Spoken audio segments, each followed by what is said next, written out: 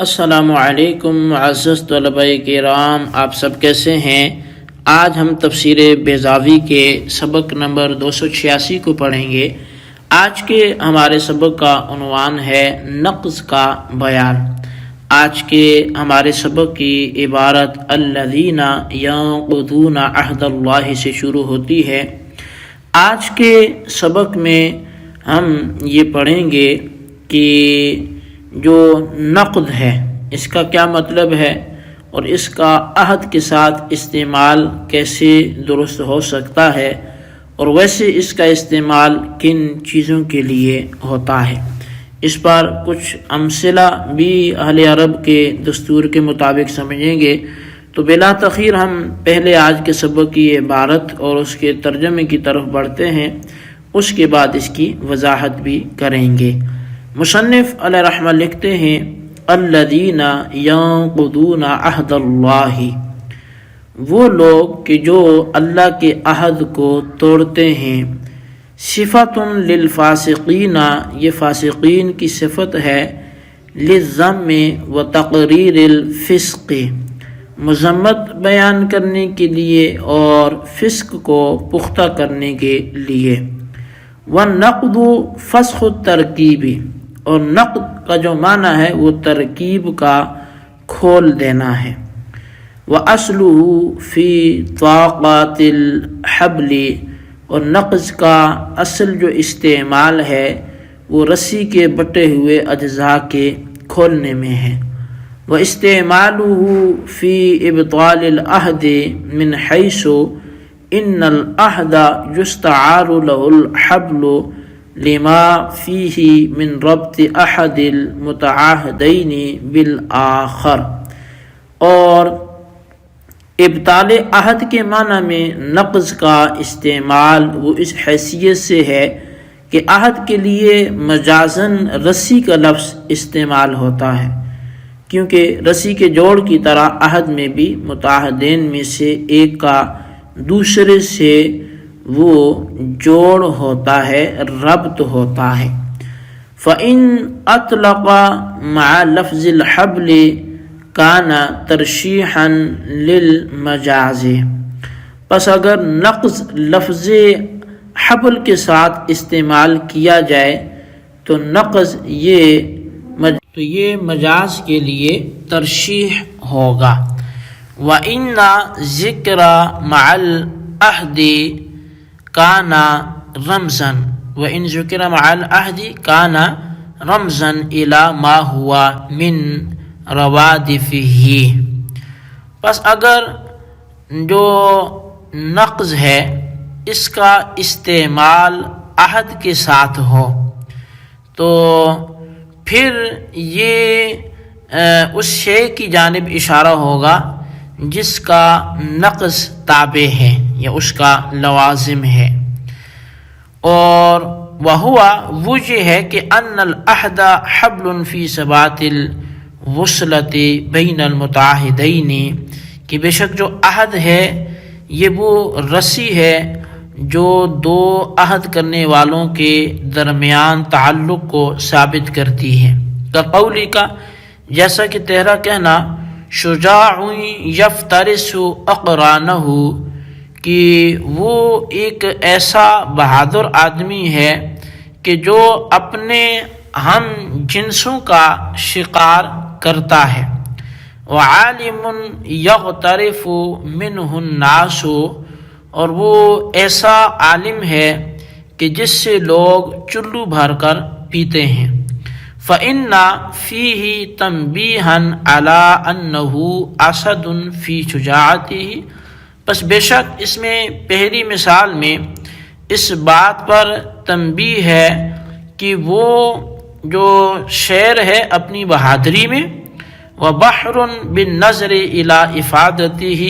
اور عالم جو ہے وہ ایک سمندر ہے، دریا ہے،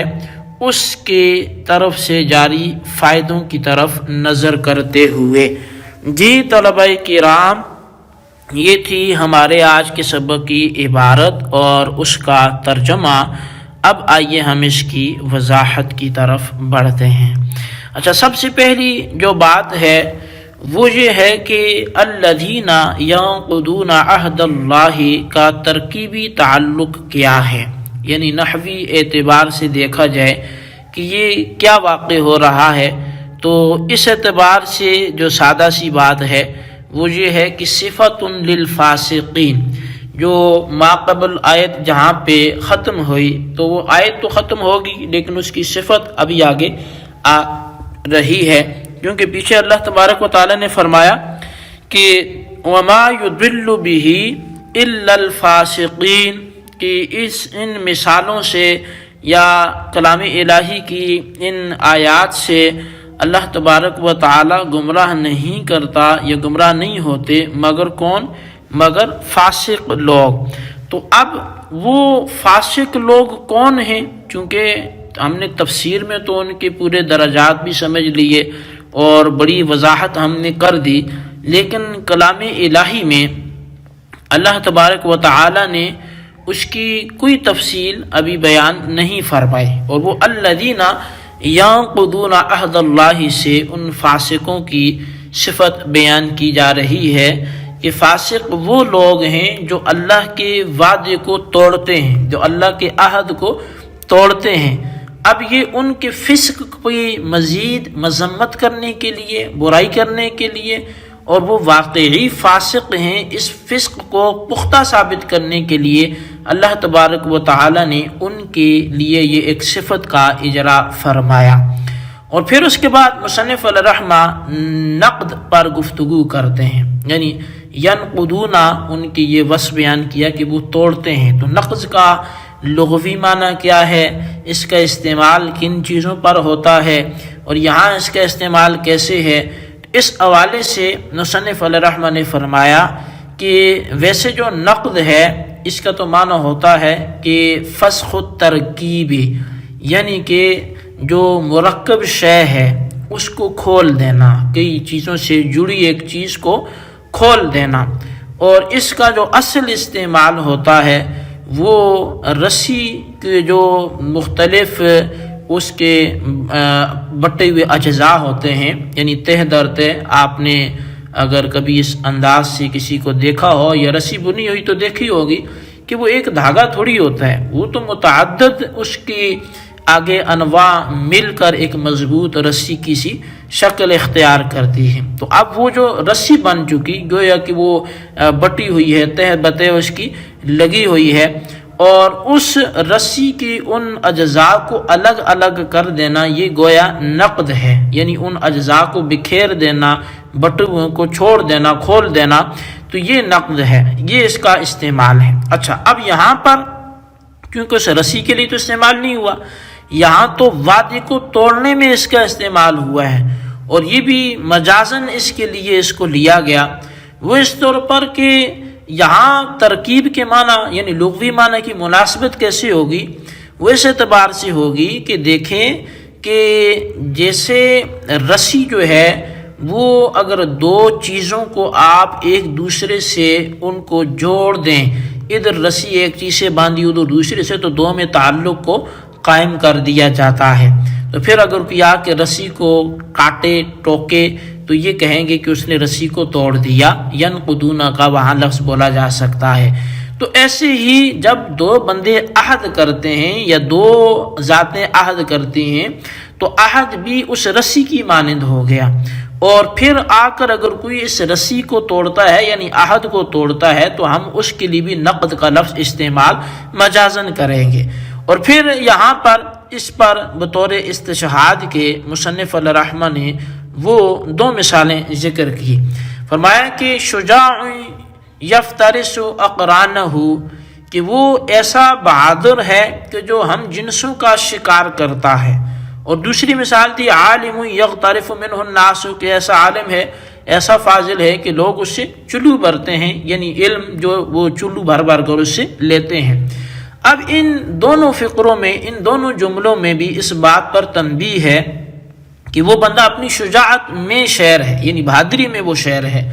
اور دوسرے میں کہ وہ اپنے فیضان میں دریا ہے، علم کے لٹانے میں، فائدہ دینے میں۔ تو اسی طرح لفظ نقد میں بھی اس کی طرف اشارہ ہے کہ عہد جو ہے وہ رسی کی مانند ہے، تو لہٰذا